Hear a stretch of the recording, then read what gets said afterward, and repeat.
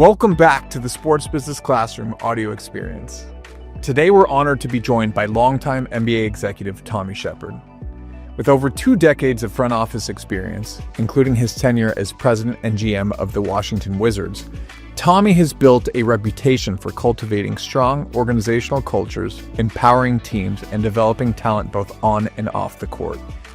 In this episode, Tommy shares powerful lessons on leadership, communication, self-awareness, and decision-making at the highest levels.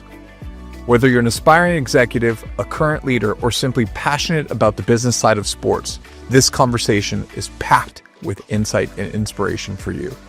Let's dive in. Tommy, so good to be here with you. Appreciate you making the time. This is the SBC podcast, and as you know, most of our listeners are either young, working in sports, or trying to break into sports. So if you could, just give us a little bit about your background, how you broke into sports, and just what your career trajectory has been so far. Man, I tell you what, Sergio, first and foremost, welcome back.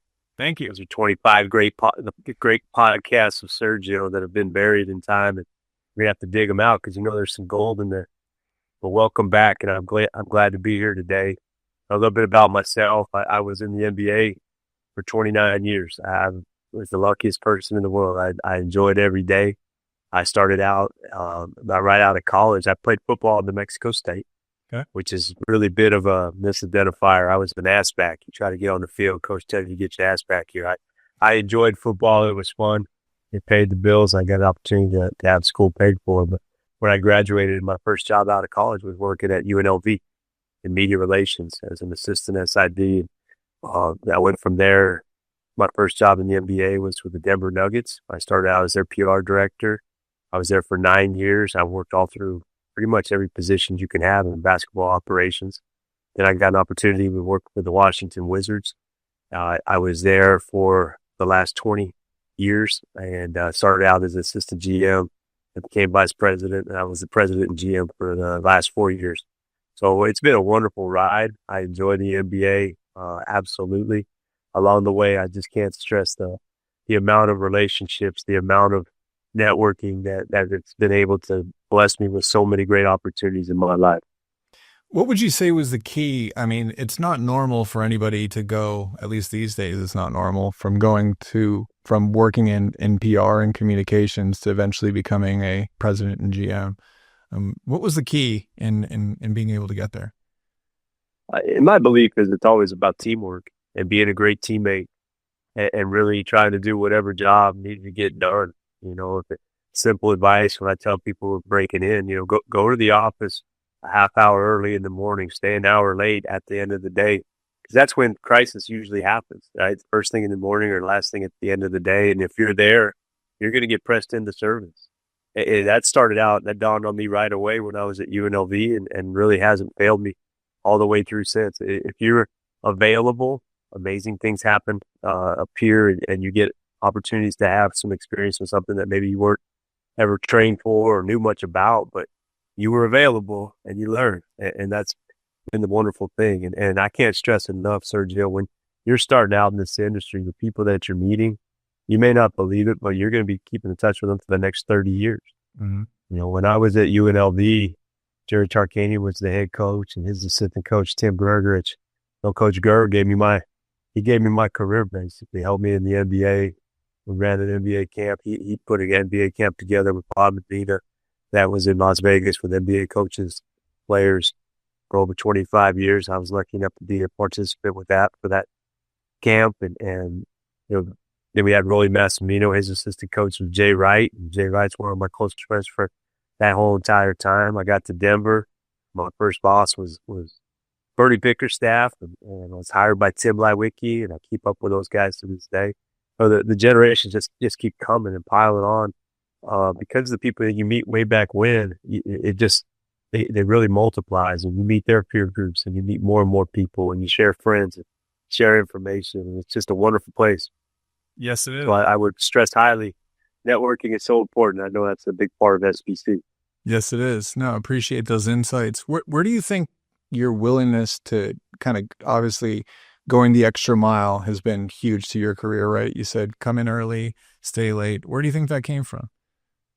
I credit my parents, they were hardworking people and led by example, and they never really had a time clock that you punch in and punch out. It's like you finish when the task is done and there's no work left, and we need everybody. And so that stayed with me, and I worked for some really wonderful people all along the way. I think another piece that really helped me in my career, Sergio, was I did a lot of volunteer work, and that helped me catch on with the United States Olympic and Paralympic Committee, worked 3 Olympic Games for the USOPC. And obviously I was with USA Basketball for a great deal of it, but I also worked with USA Swimming, track and field, pretty much any sport that was up for a gold medal during the 96, 2000, 2004 Olympics. I was there that night trying to help that athlete, help their media needs, and help keep their competition areas sterile, as they say. And, just so many opportunities came just because of networking and keeping up with people and being available. Yeah, no, I mean, listen, I tell young people all the time that are asking me for advice, like the best ability is availability, right? And you'd be shocked at just being there at the right place, right time, right? I'm sure you've got some stories as it relates to that, but right place, right time, and you get put into the game, and then it's time to perform. Yeah, absolutely. No, I think the opportunities such as what SPC offered, the opportunities that are offered there, I think that prepares people very well for life's suddenness. When a job opens and somebody met you at SPC and they recall the conversation or how you presented or just questions that you ask, it stays with people, resonates, and they'll search back and try to find you if they have a need. So we've known each other for about 15 years now, and we recently got hooked up again because of some of the work you're doing with SBC right now as it relates to leadership coaching, and you're coaching some of our students as far as, I actually, you know what, let's back up. Okay. What is it that you're doing with our students at SBC? I know that, we it kind of lives under the frame of leadership coaching, but I'd love to hear a little bit more from you as far as the work that you're doing with those students. Since I left the NBA, something I became extremely passionate about and aware of is just the need for executive leadership coaching. I had a little bit of that when I was in Washington, and I see a space now, not just in the NBA, but in all professional sports and certainly athletics, where people need a little bit of extra mentorship, leadership opportunities to learn and grow and develop their own developmental leadership skills. And I kind of took it to an extreme. I got an opportunity to enroll at the Hudson Institute in Santa Barbara. It's executive leadership coaching program that's been around for about 45 years. It's one of the gold standards in business executive coaching. And I felt really strongly called to that, to learn that skill, particularly in Hudson Institute and the way that they develop leadership coaching, because I really do see a need. And it's not just for players or coaches, executives, or support staff, but you can do micro coaching with teams. You can do team coaching with several people at once. There's all kinds of things that really help people work together, solve problems. And the one thing that's really interesting about the Hudson Institute, their way, when I say coaching in sports, we all think clipboard, whistle, here comes the guy. Right. This is not that. Their coaching is very much leading from behind and teaching the person, the client, to really, you have the wherewithal to solve these problems, and let's channel our energy to figure out what it is that needs to be solved and how to get there. And you really help them develop the roadmap to face a lot of different crises, a lot of different things that come up. It can be anything from trying to get a job, to a job interview, to really changing in transition from one career to another.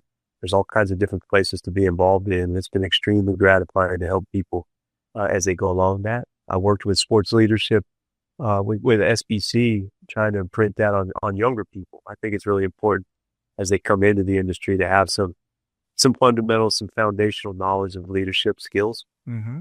And hopefully we're growing leaders at SBC. And I think that'll be something we'll all see in about 10 to 15 years. They'll be leading organizations. And I think we'll know where that all started was at SBC. No question. What is leadership, Tommy? Tell me what is your definition of leadership? I believe it's really helping a core group of people realize their dreams. I mean, that's kind of a short and sweet opportunity to just open this discussion about leadership. But people tend to follow somebody if it's good for them. And in organizations, a lot of times, titles are given from above, but leadership is earned from below. And somebody that's kind of put in charge of a group, that's a very big responsibility. And I think it's something that we need to really kind of, let's take it apart and look at it. What does that involve? And that really involves their very best, what their future holds could be kind of a part of that group that we're trying to execute to a common goal, certainly, but over long term, what is it that we're trying to produce? What's the outcome that we want, and how are we going to get there? I think having somebody that has to be kind of the front and center on that seems to be the typical way that we do things. And leadership is often not just necessarily the person in front of the room, but all the people that are in the room helping that person execute the plan. And so I think it's just so important that everybody understands you can lead from wherever you're at. Some people are going to be a lot better leading from a role versus being made in front and center. And I think there's room for all that. But identifying what leadership means to every single entity, I think is very important. And then being able to describe it, have everybody on the same page, have everybody in step and aligned is very important. But there has to be feedback. You have to have psychological safety for everybody in your group to understand, hey, we want your feedback. We want to know how can we get better, and give them that space to speak. I don't think anybody wants to work for an entity where they don't have a voice in anything. Right. I don't think that's valuable for your future. When you're doing sessions I know that you're doing some coaching with both individuals and organizations. How do your sessions normally start? Like what are the types of questions that you ask to get them to open up about the things where you could potentially help them? Well, certainly everybody brings something different to every call, but it can be anything. Like I said, sometimes some people are trying to get a new job. Sometimes it's we're going to have to downsize and there's going to be bad news. How do I deliver that? What do I need to do? But it could be just about anything. I think a typical session's about an hour long. We always start out with, basically it's kind of a social contract. What is it that you're bringing today? What would you like to work on? And then they'll introduce the topic, and then we kind of just start the conversation. And a lot of it is letting the client speak, letting them express what is on their mind, asking some probing questions, not leading questions, but really trying to get them to establish the timeline, maybe looking back. How did this process start? What have we tried? What haven't we tried? What should we try? There's all kinds of different ways to attack issues. And I think really just giving people that space to speak it out loud, to go through a checklist. How can we get from point A to point B? And knowing that, hey, there's an element of time, and that was really hard for me, honestly, to start in this industry where the term coaching is used, because I come from a background, been around coaches my entire life, but it's been in sports. This is not that, as I said. So you have to be really, really attentive to the needs of somebody across from you. You have to be an amazing level of listening, and a listener that can really take that information without asking for a lot of context, and hold a mirror up to the client and say, where exactly do you think this needs to be? What would that look like? You have this issue right now. If it was to be solved in a year's time, how would it have been solved? What would be the perfect outcome? And you start to see people really do have an idea of what it is they want. And sometimes it's just helping them through the hurdles. And most of the hurdles tend to be mental versus a physical thing that's holding them back. So that's been really gratifying to see the transformation in a lot of these people that I'm working with. How does one become a good leader? I think it's repetitions. I think it's tons of experience. Sometimes it is innate, right? Sometimes people just like to take charge and really dial it up for other people to follow. I don't know that there's one set way to do it, Sergio. I just know if you really want to know who the good leaders are, ask everybody that works with them. And they'll tell you what the qualities that they want. And I teach a class, sports leadership, master's program at Georgetown. And that's one of the classes, one of the first things that we touch on in the syllabus is what is a leader? What is a leader? And you can develop a huge thought cloud of different things.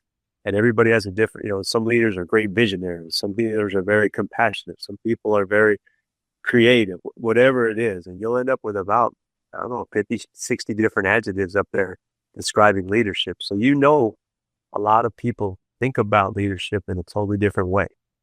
You have to be careful to make sure that there's enough diversity in thought, enough diversity in leadership that everybody feels they feel heard and they feel that they have a place in that group. Yeah, that's very interesting. I mean, I listened to a podcast that you were a part of, APU Edge, where you were talking about leadership. You were talking about listening, giving people space to be able to communicate their thoughts. And I think it's fantastic what you're doing with the students, Tommy. I want to acknowledge all that because many of our students here at SBC are in different places in their paths, right? And I'm sure that you're working on different problems with everybody. And I appreciate what you said as far as needing to be a good listener, right? I think we talked about this earlier, asking good questions and really listening to somebody is a master key. And a lot of times people think that the leader is the person that's the loudest person in the room, right? I think that many times that's how people think of leaders when truly, I think it's the people who listen, right, and are really paying attention to what's going on in the room with their team that really can make the biggest impact. Oh, there's no doubt. And again, we're going to talk about sports since this is the SBC, right? Sports business classroom. But I would tell you that in sports, most sports teams, most of the players on the team will tell you the best player is very seldom the best leader, right? The best player usually leads by example, but tend to be a little bit more introverted because they have so much on their shoulders. There's usually somebody in the room that can communicate from the coach to the players, execute. Everybody has their role. Let's make sure that we celebrate people who do their role. Let's uplift those who fail in their role and get them better. There's so many different things that lead to success. And there's so many, as they say, success has a ton of investors and failure has zero. Right? It's funny how that balance goes. But as you go through life, I think you look back and you reflect and you remember all the great people who touched your life. And they had a little bit of I think they pass along some of the leadership qualities that you want, that you really admire about that person. You kind of take them and make them your own. And for me, one thing I always admired, it started with Coach Gerg, was just the amount of investment emotionally in relationships with players, in this case, NBA players. And that impressed me so deeply. And that's something I think I took in with my 29 years in the NBA. I think that was something I was most proud of, was my relationship with NBA players and certainly with coaches. I have the greatest empathy in the world for a head coach in any sport, but particularly in the NBA. That's the hardest job in the franchise, is to be a head coach. And just the relationships that started and have continued to grow throughout my career was really just becoming emotionally available for people that are really trying to do something that's extremely hard. Yeah. It's easier to win Powerball than it is to play in the NBA. Being able to be available for those people as they grow and hold them accountable, certainly. Be a great listener, but be there. Sometimes just being present, just making sure they're seen and heard. I think those are things that, maybe not show up as a leadership handbook, but it's something I think everybody that is involved would appreciate. You mentioned Coach Gerg. Who are some of the other leaders that have influenced your thinking and your leadership style? Man, I tell you, it's too many to count. My Olympic experience and being blessed to be around Rudy Tomjanovich and then be around Coach K is two totally different leaders, two totally different leadership styles. Both have gold medals. It's motivating people where they're at, figuring out which buttons to push. So those coaches were really huge in my life. But there's just so many people. Bernie Bickerstaff gave me my first opportunity in the NBA. His legacy that when he carved out his career in the NBA as an assistant coach, a general manager, and certainly as a mentor to so many people in the NBA. being able to be blessed to be around people like that and watch their impact. Assistant coaches, Dwayne Casey, Terry Stotts, where they both became very successful head coaches as well, but their humility to be assistant coaches and to be the very best at their job, I think just constant reminders of how much the humble servant can really impact the lives of people in the NBA. I think that's behavior I always wanted to model. Got a lot out of those guys. Very good job. Mike Brown. Yeah, well, no, and again, a lot of that stuff started at Coach Gerg's camp. Mike Brown and watching his career, and everybody kind of acknowledging that, hey, we took a little bit from each other and formed this kind of a leadership idea where you're going to invest in people every single day, and that amount of equity in those relationships truly matters. In the dark moments, you can really draw upon that. No question. You've mentioned that coaching helps leaders, elevate their teams, navigate change, sharpen up decision-making. Could you talk a little bit about which of these areas you see leaders struggling with today the most? I think it's just really trying to convince, and none of this is, it's just an observation, Sergio, I would tell you, but that it's just that instant gratification doesn't always need to be there first thing. Yeah. You don't need to get the first dream job the first time that you go out and apply for something. It's okay to fail. Failure is a great propeller forward in life. It's a great navigational tool. When you fail, you learn and you pay much more attention to great details and so many other things that impact you. But I think there's an S on the end of dues. And I think that's something that we got to really impress on young people. And there's so many more options in sports now, so many more opportunities to work in so many different areas. It's a fantastic place, but it doesn't necessarily mean that, hey, I should take a new job every 6 months. Right. And bounce around. I'm not knocking people that do that, but I do think, our job as leaders, hey, let's give people roots and let's give them wings. Let's make sure that they stay loyal and they understand the business before they're ready to move on. And when they are, here's the wings, go out and go do some great things. And I've seen that, and then I look at Albert Hall's story and where Albert Hall started answering phones on the Dallas Supersonics and then partner with Warren LeGarry, one of the NBA's most important off-season property in the Vegas Summer League. Tells me that was a hell of a transition, a hell of a climbing step by step by Albert that I think people can look at for inspiration at any time. Yeah, roots and wings, like you said. Roots and wings, so important. And so is that some of the work that you're doing with young folks, is helping give them, if they don't have roots, helping them establish roots and then kind of coach them through how to establish their wings? I think so. I think giving them an idea and having them kind of state it back to, what does leadership look like to you? Mm-hmm. What does career development mean to you? How do you think you can develop your career? How best do you move forward? And really starting to impress upon people how important it is to really plan things out. Mm-hmm. And have a structure, but also be flexible. Because sometimes, a lot of times the opportunities come to you, Sergio, and they really don't look like an opportunity. It looks an awful lot like a dead end, or, man, nobody else wanted that job. But shoot, that should be the job that you seize upon, because it's going to give you a spotlight to do something maybe other people tried and failed. What if you succeed? Now all of a sudden that's something you can really build off of. And if it's a dead end job, unfortunately, hey, you tried it didn't work, but you got the experience of trying. So, I just try to encourage people to try to go do something, step outside yourself. Don't give up after the first call isn't returned, or you don't get a job off of LinkedIn, or you didn't walk out of summer league with a GM job. Like, it's kind of unlikely. I never crushed people's dreams. I was one of those dreamers. I wanted to run an NBA team. I actually was able to do that.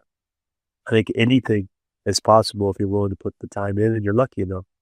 But I would tell you, when I'm working with people that are coming into the industry, I try to impress upon them there is an S at the end of dues. I actually work with a lot of people that are older than me as well, and trying to see that transition where you spend so much part of your life, early part of your life, is acquiring wisdom and really becoming experience, and then I think you reach a point in your life where you just want to distill that wisdom. I think I'm somewhere in between that right now. You're still always learning. You still want to stay curious, but I really want to impart wisdom to people coming into this industry, maybe save them some heartache, maybe give them some ideas of where there's a great place to start. No, and you're doing a fantastic job. And when, in preparation for this interview, I was shocked at the amount of things that you have done, the amount of organizations you've been a part of. I'm a father of two, and I know you're a father of seven. Is that right? 7. Seven, right? So just the mere fact Sure. that you've been able to accomplish all of these things is just absolutely incredible. And I marvel at it. I appreciate everything that you're doing, especially with our students, because like you said, everybody's looking for instant gratification today, Tommy. And I think Yeah, part of the problem is that instant gratification's easy, right? But the fact of the matter is, it is absolutely not the path towards greatness, right? Greatness and becoming a better version of yourself is a day-to-day grind. And it's like you said, it's having vision, it's having a plan, it's executing on the plan, and it's learning when you fail, right? absolutely. I think sustainability, to your point about instant gratification, is very difficult to sustain. Something might break for you right out the chute, and that's great. And I celebrate that. Congratulations. But you might face disappointment a little bit later, and you want to be equipped and you want to be able to draw upon that experience if there is a disappointment coming ahead, that you remember how it felt, and you can kind of prepare yourself as you transition from one thing to the next. Learn from, I always say, take the good, leave the bad, and move forward. You learn from everything. And I really do believe that it's very, very important to celebrate the good days and make sure that people that you are with, that everybody's acknowledged for the good things that happen. Everybody's consoled when things don't go their way, and there'll be better days. I just hate to see people give up on something just because the time wasn't, it was too time intensive. It takes time. I get this a lot, Sergio. People say, I want to do what you do. And I say, well, you want to do what I do, you should do you're going to have to do what I did. Right. Which was a lot of time away, a lot of time at the office, a lot of travel, a lot of, honestly, a lot of damage to my family because they didn't see me for a long time. And I can't get those years back, but I can really try to help, certainly now be present in their lives, but help other people realize that there has to be that balance and have boundaries. And I can point to places in my life where I can make an example that, hey, you know what, I didn't do these things, and I really want you to listen because of the experience I had. You can learn from me. Sorry to interrupt. Bobby Marks, Sports Business Classroom Lead Instructor here. Are you enjoying this episode of the Sports Business Classroom audio experience? Take your knowledge to the next level today with our new in-depth education course, MBA CBA Mastery Version 2.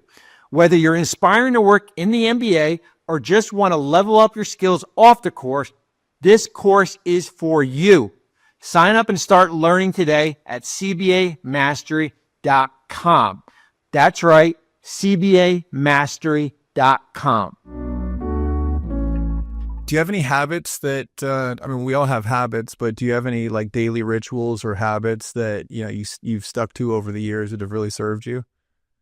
Yes, certainly. One of the first things I did when I left the NBA, I realized I was pretty much chronically sleep deprived. So I started everything with how important sleep is. And I know I'm not going to bore you with all the details, but I've been to some pretty high level medical symposiums, and I get there and I have my notebook, and they're going to tell you the key to life. So you get ready to write it down, and the guy looks out, the doctor says sleep. And then starts the whole symposium on sleep. And I don't care where you go, you're going to keep hearing it. Get your sleep right. So I try to have great sleep sanitation. Yep. I get up early. I journal. Okay. I have my time to ground myself, meditate, and I take care of, we have a bit of a farm. We've got some animals I take care of, horses and chickens and ducks and dogs, cats. And that's my first hour of the day is tending to that. Then I have a workout routine that I stick to with my wife. And then I have client calls, do different things during the day. I do a lot of consulting with some different teams, different leagues around the world. I keep up with basketball at every level. And then I have a big yoga practice that I try to adhere to at least 4 times a week. So, those things that you can do for yourself, I think it's okay to be selfish when it comes to self-improvement in the health area. And just try to do the best you can. Well, I think health and mental health, right? I mean, at the end of the day, Oh, 1,000%. if you can't bring your best self to the table, then you're not going to go as far as you could, right? And But I think I would rip on that too, Sergio, where it's so important that leaders do that because of the example it sets. right. And you're giving other people permission. They observe that, hey, this person's, their mental sanitation is on display. It's okay to meditate. It's okay to take a moment. It's okay. How do you communicate? Some days needs to be edited, right? There's a lot of self-editing that goes into behavior now. I think we all are aware that there's just so many outlets now that when you have some mental, how would you say, just some noise in your life. Sure. There's so many resources that are available, and I think it's so important that leaders take advantage of those resources and encourage everybody to take care of those resources at your office, at your house, whatever it is, and for your children's sake, and that's a huge passion project for me is the mental performance space for everybody in the NBA, certainly. And now that I'm into the executive coaching world, that I think that's something I really try to work on with clients. Can we go back to the journaling thing? What does your journaling practice look like? Like I'm so interested in this stuff, Tommy, because I'm a huge self-improvement junkie. Okay. I if I'm not getting better, I'm not happy. And so, I definitely resonate with the journaling, the meditation, the almost just taking time to pause to see what's going on around me. Right? Like obviously we both have a lot going on. There's people who look up to us. There's people who report to us. There's people we report to. And I think that, not enough is being said, especially in sports, as it relates to just taking the time to reflect, whatever it might be, right? Journaling, meditation, just spending time to really see, like, what is the quality of my thoughts? Are these leading me to the place that I want to be? So I'd love to hear you talk about that. Well, I just found over the years my journaling practices, it changed. I think when I first started, I thought it was performance theater, like someone's going to find it. Right. It'll be like the Notebook script and they'll make a movie. It's none of that. Really what I try to do every day is write down 10 things I'm grateful for. And sometimes they're the same every day. Sometimes it's I'm so grateful for my new granddaughter. Sometimes 10 eggs this morning from the chickens and ducks, but finding little things that can really flip that light switch of things to be grateful for. And then I like to write out, here's 5 things I'd like to accomplish today. Those lists that have 25 tasks on it, those are just for somebody else, but that still look good. That's not realistic. Right. What can you sincerely attack today and whittle down on? That'll have an impact on your life and on the lives of others. And then I take a little time, I study some scripture, and then I just really write out to myself that these are the things I'm grateful for. Here's the things I'd love to work on. Here's the people that I'm really thinking of and sending the best vibes to. And here's for a better day. And the more that you do it, the more it becomes part of your routine. Because, sometimes your rituals can get broken. Yep. Because of travel or whatever. But you want to get back to your routine, to your practice. Something that you can do that's sustainable. And then it's really important, to go back at the end of the month and read all the stuff that you've written. And there'll be patterns, as you go through. There's a couple apps that I'll register, you check in during the day. What's your emotion now? Yep. High level, low level energy, those kinds of things. And I think those are valuable little snapshots that you got to reflect on, do the download and start to see patterns in your life. There's so many things that we can let go of, right? And I think we carry around a lot of junk, a lot of invisible baggage that comes with you, and you bring to your next spot, and you keep wondering, why does this stuff keep showing up? It's because you don't let it go. Right. And so journaling, that's something that really helped me look forward, not backward. I think some of these apps that kind of chart your moods and things that maybe that you're doing and what affects your mood, those help you really start to realize, in a real perceptible way, how you show up every day. Right. And how you show up is so important. Leaders can't have a bad day, Sergio. How you show up every day when you walk into meetings, into boardrooms, into practices, into equipment room, wherever you touch. I'm thinking your typical day at Summer League. I've never seen you have a bad day, even though I know it's an awful day, maybe, because you're always smiling. You're always trying to solve problems. That's a big quality of leadership. Yeah, no question. I mean, last question. How prevalent do you think these practices are at this point across professional sports organizations? I mean, I've never worked in a front office, but, as far as just the acceptance of, listen, I'm a human being. I have ebbs and flows. Self-care is important, not because I'm indulgent, but because I want to bring my best self to the table. I'd love to hear you speak as to kind of what the state of all that is and how we can improve upon that.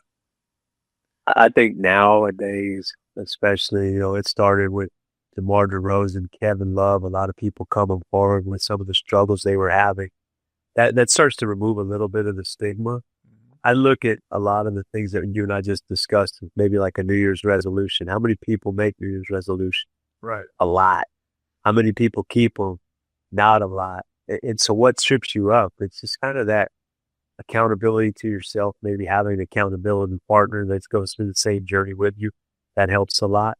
But I think really when you have the best intention, go a step further. Make sure you give yourself the tools to do it, the time to do it, and make that time. It's amazing. We'll make time for a meeting that you have to be at, but you won't do something for yourself. Over time, you're going to be more important. Your health is going to be more important to you than those meetings. And I think you have to resolve that. Hey, start now while the investments can still come in at a great amount versus later when maybe you don't have the great health anymore and you wish you had the time to fix it. So I really look at that. I think in the NBA, there's a great deal of thought leaders and way makers that are showing a healthy lifestyle physically and mentally. And there's a great deal of resources that are out there, but it's still making sure that people actually take advantage of them, know where they're at, know how to use them, and then checking in and seeing how it's going. And I think that's something that we can all challenge each other a little bit better. What was your sleep hours last night? Did you journal today? Make that part of your morning discussion. I think it's kind of fun.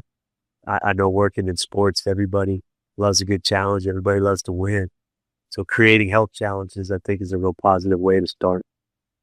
No question. I appreciate that, Tommy. And, this is a topic we've never talked about, but for years I've been tweaking my rituals, right?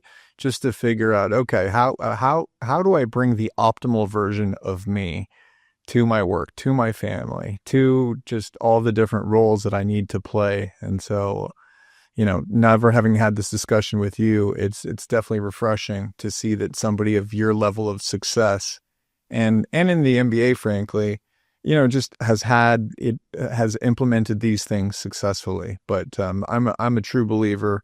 I mean, you and I both have a mutual friend and mentor in George Raveling, and just constant improvement and self-reflection, right? If you just implement those two things on a daily, weekly, monthly basis, whatever it might be, and actually pay attention to what's going on, like that's the impetus to growth, right? And it sounds to me like you are serving as that person for a lot of people in this next kind of stage of your career and your current venture. Well, and I feel an obligation for all those who did that for me. I can't speak enough about Warren Legary. And you look at Warren's career where he started, all the different things he's done. But if you put all the people in a room whose lives he improved, whose lives he touched, you'd have a pretty good voting block. Mine included. In a very large state. And so, those kinds of people, they make such an impression on you that you certainly want to have that same kind of impact. It's your way of paying it forward. And I really believe the self-editing is a very powerful tool. There's things that you can look back on and say, man, I really wasn't happy the way that turned out. I'm not happy the way I was in that situation or in that period of my life. It's okay to self-edit. It's okay to learn from that, make atonement for that, certainly, but move on. It doesn't serve you anymore. Let it go. Move towards those horizons. Coach Rav is fantastic. Look at his life story. All these people that are so successful that we admire, they've had some darkness. They've had tough days. So I think it's really the access that you have to those kind of people to hear their stories and ask questions of how they changed. I think most people will tell you somebody else helped them and had it bad. And so that inspires you to do the same for everybody else. So I admire what you guys have created with SBC because I see the impact moving forward on so many young lives, and that's something I really admire. I want to be part of, so I appreciate this. Tommy, we appreciate you. And that term, self-editing, I have the hundreds and thousands of books that I've read or podcasts that I've listened to on this subject. I've never heard the term self-editing, so you might want to go trademark that. But is there anything else we want to cover before we get done? I don't think yet. No, I would love to revisit maybe some other time. And, this better not be the 26th and final podcast. You should have this. You've got a great way, man. You got to put a DJ in the corner, have a couple of hype guys behind you, but you got the voice for it, man. It's great. I just, I appreciate talking to great people, Tommy. I really do. That's you, bro. No, I really do. Like, listen, I just, in closing, I want to say thank you for taking the time, and just being an example to all of us. I've always appreciated our relationship, and we've gotten to know each other a little bit better over the past few months here, and looking forward to keeping things going. I appreciate you so much, Sergio. Thank you for joining us for this special episode of the SBC Audio Experience featuring Tommy Sheppard. We hope his insights on leadership, culture, and personal growth gave you a deeper understanding of what it takes to lead at the highest level in professional sports. If something stood out to you from this episode, we'd love to hear it. Tag us on Instagram @SportsBusinessClassroom and share your favorite takeaway. And if you haven't already done so, be sure to like, subscribe, and leave us a review. It helps others discover the show. Thank you. We'll see you here again soon.